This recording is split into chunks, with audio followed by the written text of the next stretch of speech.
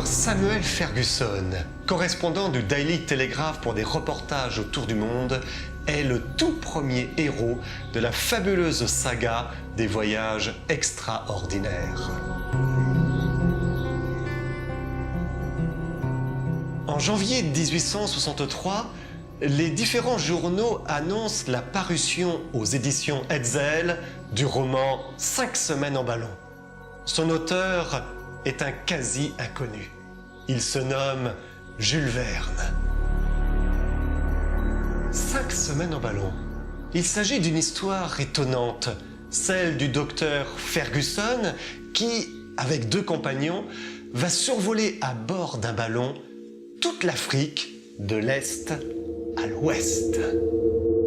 Le roman s'ouvre le 14 janvier 1862 lors d'une séance de la Société royale géographique de Londres.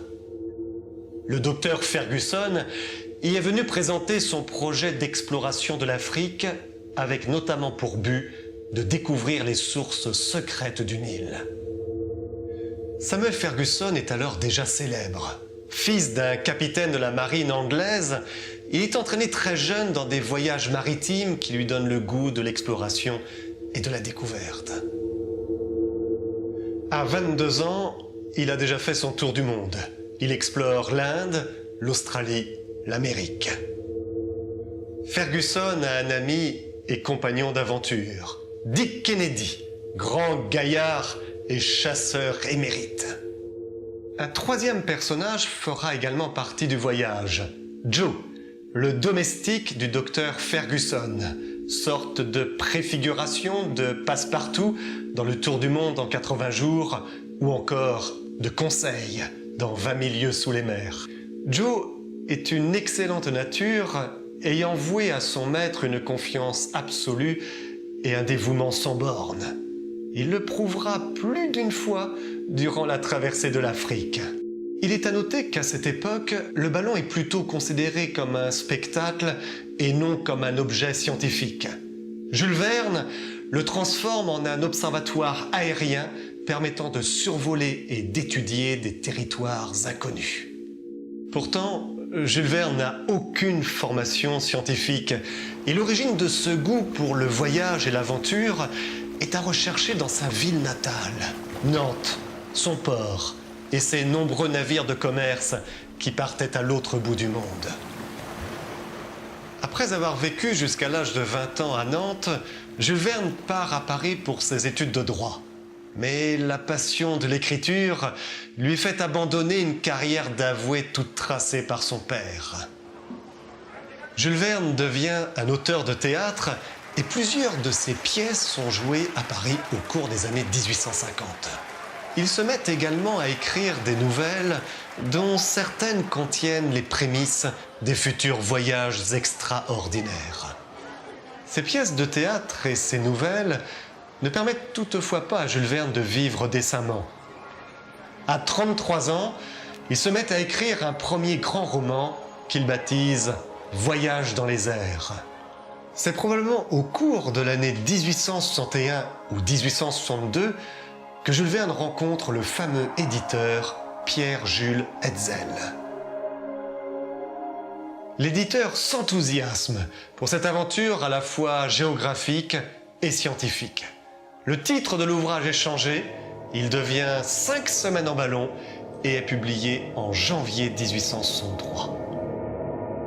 Les innovations techniques sont quasi inexistantes dans ce roman, si ce n'est l'invention d'un appareil par le docteur Ferguson permettant de décomposer l'eau en hydrogène et d'une double enveloppe dans le ballon, dont l'une est constituée de vapeur d'eau et l'autre d'hydrogène, permettant ainsi à Ferguson de faire un vol pouvant durer plus d'une vingtaine de jours. Toutefois, Ferguson est totalement dépendant des vents et du hasard de leurs mouvements. Il ne peut maîtriser que le mouvement vertical. Le docteur Ferguson décide de faire décoller son ballon depuis l'île de Zanzibar, dans la partie orientale de l'Afrique, sur l'océan Indien, c'est-à-dire du lieu même du départ de l'expédition du célèbre explorateur anglais Speke quelques années auparavant. La fiction et la réalité s'entremêlent d'ailleurs bien souvent. Et le docteur Ferguson prend plus d'une fois un grand plaisir à conter auprès de ses compagnons le récit des différentes expéditions, particulièrement celle de Livingstone ou encore celle de l'explorateur Speke, qui a joué un rôle si important dans la découverte des sources du Nil. Ce survol en ballon de l'Afrique ne se fait pas sans causer quelques frayeurs auprès des populations indigènes qui confondront même parfois nos héros avec des dieux descendus du ciel. L'atterrissage du ballon, régulièrement nécessaire pour le ravitaillement, n'est pas sans danger. Cannibales, animaux sauvages et autres périls rythment souvent le parcours de nos 3 explorateurs. Certains risques n'avaient été guère prévus. Ainsi, alors que nos héros survolent une vaste plaine recouverte de hautes herbes, tout en laissant traîner au sol leur ancre dans le but de s'amarrer à un rocher, leur ballon se retrouve soudain entraîné par une force fantastique. Leur ancre s'est en effet accrochée aux défenses d'un éléphant d'une taille gigantesque. L'animal, furieux, tente vainement de se débarrasser de la corde qui le rattache à la nacelle, tout en fonçant à travers la plaine.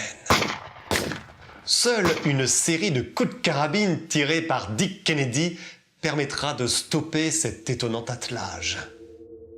Grâce au ballon, nos héros survolent le lac Victoria, découvrent les sources du Nil et vont ensuite passer au-dessus de bien des paysages extraordinaires, tels un volcan en éruption, des mirages fantastiques, les terres de la Lune, la traversée du désert, le lac Tchad, mais également des cités mythiques telles les villes de Yola ou de Tombouctou.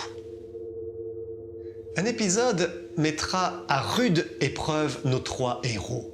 Alors même qu'ils surplombent une immense étendue désertique, le vent, si nécessaire pour se déplacer, est désormais absent. Leur réserve d'eau s'épuise dramatiquement.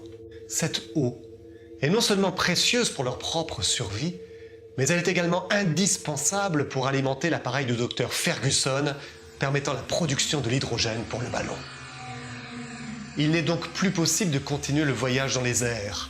Leur ballon est posé dans le désert, ils ont soif et ils sont totalement abattus. Ce n'est qu'au prix de terribles souffrances qu'ils finiront par découvrir cette eau salvatrice au cœur d'une oasis. Et cette eau est gardée par un énorme lion à crinière noire. Dick Kennedy, sans écouter les conseils de prudence de ses compagnons, avance, l'œil flamboyant, sa carabine armée.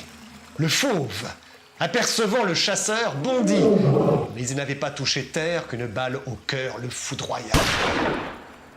Sauvés, ils peuvent enfin puiser dans le puits cette eau si vitale pour la suite de l'expédition.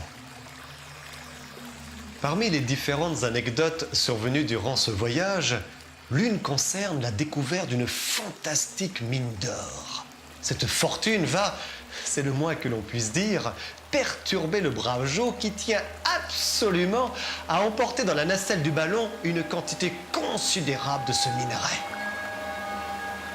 Joe devra toutefois, avec désespoir, se dessaisir de son trésor afin d'alléger le ballon dans des moments critiques. Ce comportement de Joe, devant cet or, fera dire à Ferguson « Vois, mon cher Dick, ce que peut la puissance de ce métal sur le meilleur garçon du monde. Que de passion, que d'avidité, que de crime enfanterait la connaissance d'une pareille mine. Cela est attristant. » Joe n'hésitera cependant pas à se dévouer pour sauver ses compagnons, alors même que le ballon est en train de faire une chute vertigineuse. Malgré le passage par-dessus bord de l'ensemble de leur matériel, le ballon est toujours trop lourd. Joe décide de sauter de la nacelle et plonge dans le lac Tchad. Durant plusieurs jours, Joe vit seul au milieu des animaux féroces et des sauvages. Dépouillé de ses vêtements par une tribu, il se réfugie en pleine nuit dans un arbre protecteur. Et le réveil est terrifiant lorsqu'il découvre, horrifié, qu'il est au cœur d'une multitude de serpents. In extremis, Joe est sauvé et enlevé dans les airs par ses coéquipiers alors même qu'il allait être capturé par une cavalerie d'Arabes. Finalement, à force de se délester jusqu'à se séparer de la nacelle et même du précieux fusil de chasse de Kennedy, nos héros arriveront à bon port, mais non sans mal.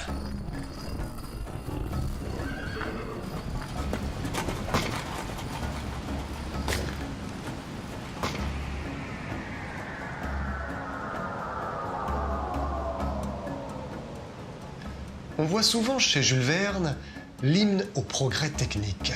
Pourtant, dès ce premier roman, Jules Verne fait une critique de la mauvaise utilisation de la technologie, notamment lorsque Dick affirme « D'ailleurs, dit Kennedy, cela sera peut-être une fort ennuyeuse époque que celle où l'industrie absorbera tout à son profit. À force d'inventer des machines, les hommes se feront dévorer par elles. Je me suis toujours figuré que le dernier jour du monde sera celui où quelque immense chaudière, chauffée à 3 milliards d'atmosphères, fera sauter notre globe. Et j'ajoute, dit Joe, que les Américains n'auront pas été les derniers à travailler à la machine. » Je vous laisse bien entendu découvrir par vous-même les conditions rocambolesques de la fin du voyage de nos 3 aéronautes jusqu'aux rives du fleuve Sénégal. À la suite du succès de 5 semaines en ballon, Jules Verne est admis à la Société de géographie, à Paris, qu'il fréquente assidûment, croisant ainsi de véritables explorateurs et géographes, lui offrant de nouvelles sources d'inspiration pour son prochain roman.